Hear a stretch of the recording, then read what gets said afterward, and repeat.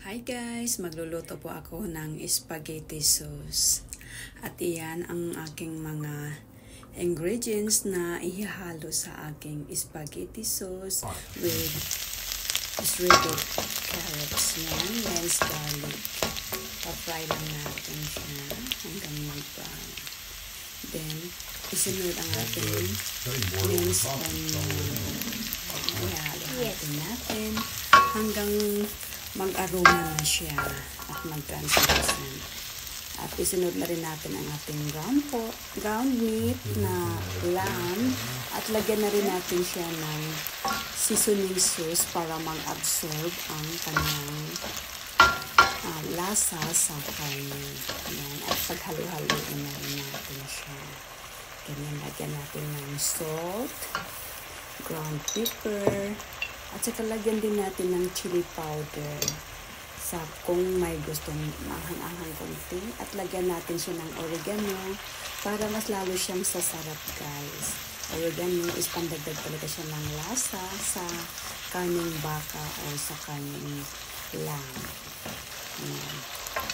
Kumukulo na siya at lagyan natin siya ng pasta sauce. Ayan. Yung pasta sauce na ginamit ko guys ay yung nasa glass na container. Yeah. So, halo-haloin lang natin siya para mag-balance yung lasa niya. At isi-simmer na lang natin siya dyan. So, tikman na natin. Ang sarap niya guys. Grabe. Try nyo.